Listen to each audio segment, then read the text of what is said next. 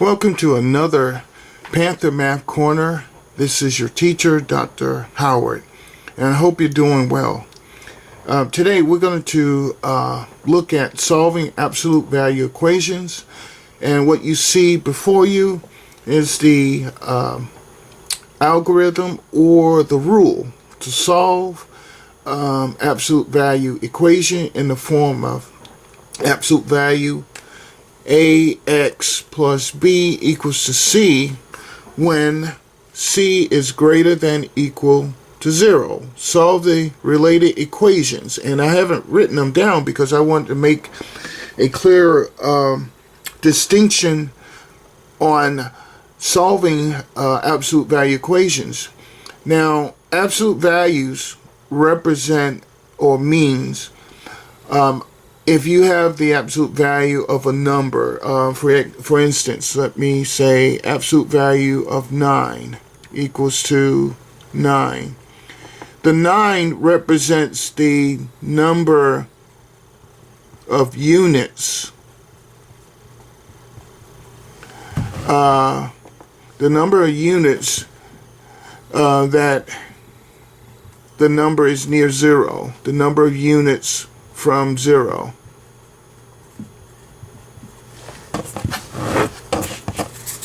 Alright. So if you graph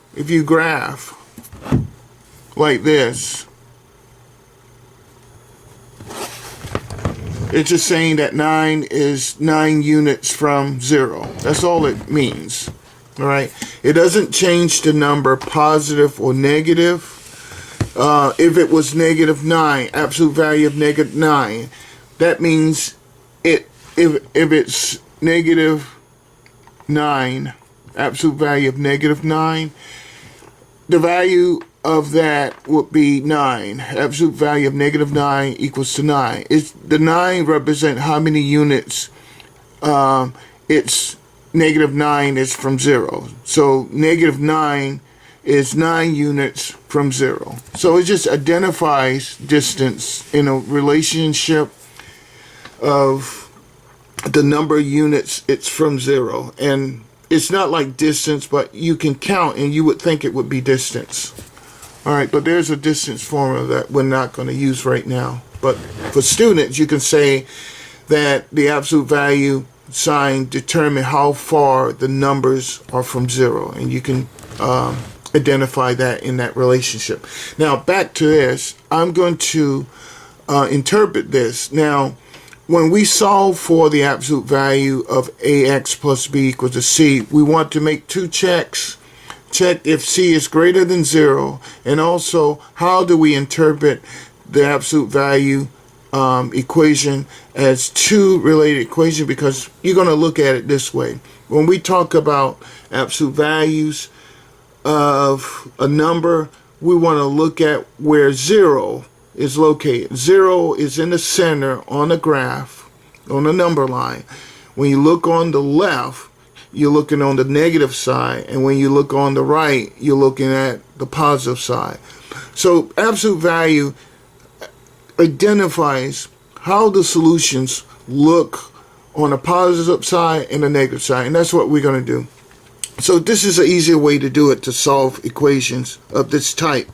We have a positive side. So in the form of absolute value of ax plus b equals to c. Alright. So when you look at it this way, it becomes ax plus b equals to c, which is the true form, okay? And then when you split it, alright, and I can erase this right here, because this is the true form. And then on the negative side, let's say side,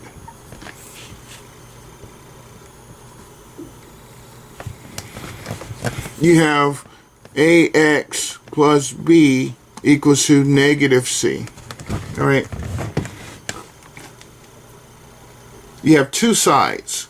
Two sides represents how two-side represents the positive side on the right for 0 and the negative on the negative side of 0 on the left, excuse me. All right, so we're going to use these two forms of equations interpreted from the absolute value of ax plus b equals to c to solve some absolute value equations.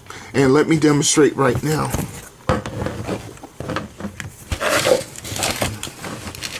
I'm going to erase this.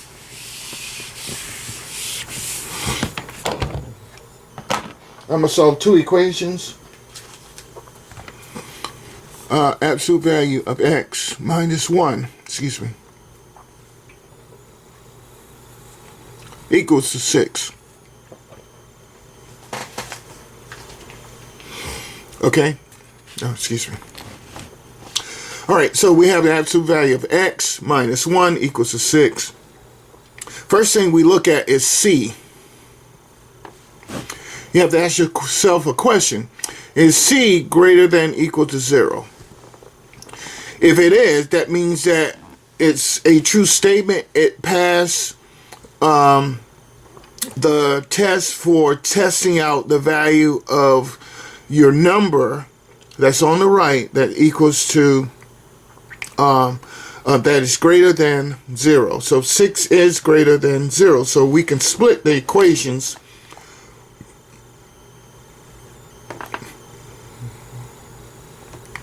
It's pointing at both equations. All right, we can split the equations into two parts based upon that conclusion. Positive side and negative side.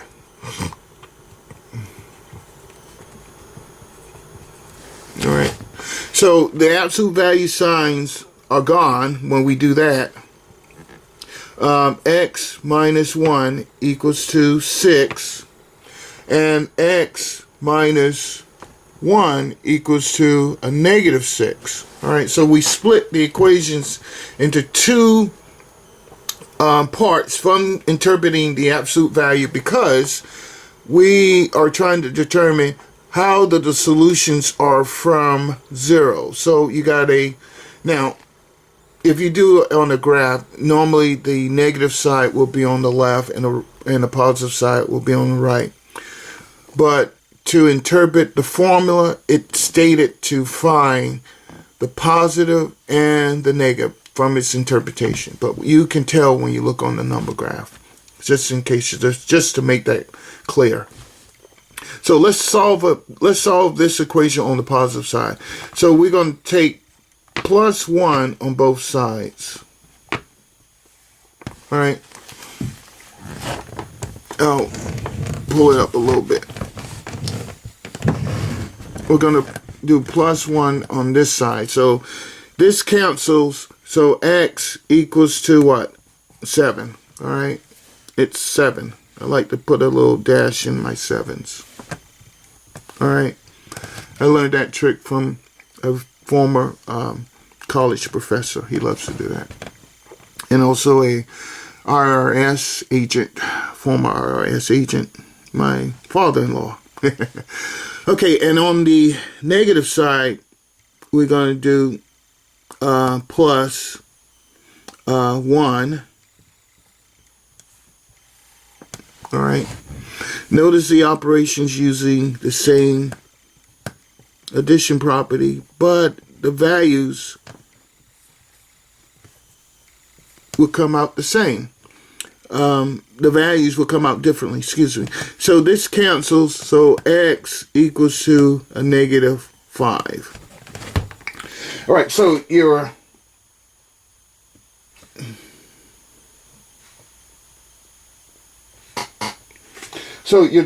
two solutions will be oh, excuse me.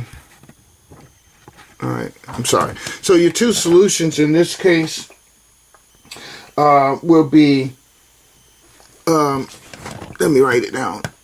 So the solutions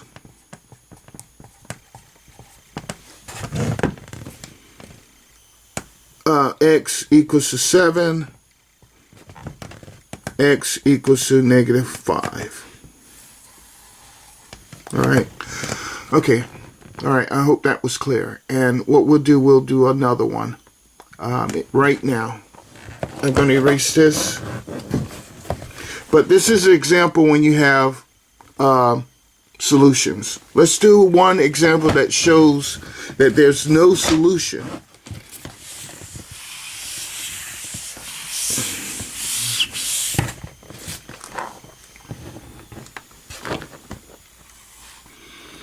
Right, solve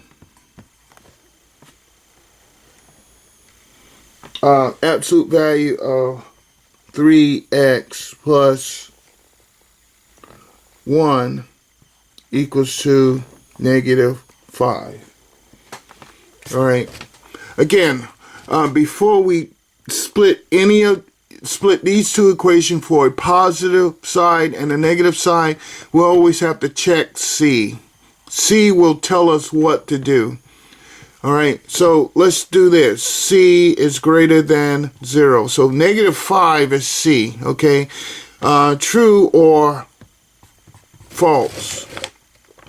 Is negative 5 greater than equal to 0? All right, that statement is false. Negative 5 is not greater than 0. So your conclusion for this is no solution. You stop right there, all right, because you have a negative for C. You don't solve, you don't do anything. This is your conclusion. So there's no need for you to find a solution because the equation has no solution. Okay, in the next video, we'll solve more absolute value equations and we'll do more complex versions of them. And I'm going to stop right here and thank you for joining Panther Math Corner. This is Dr. Howard. Have a great day.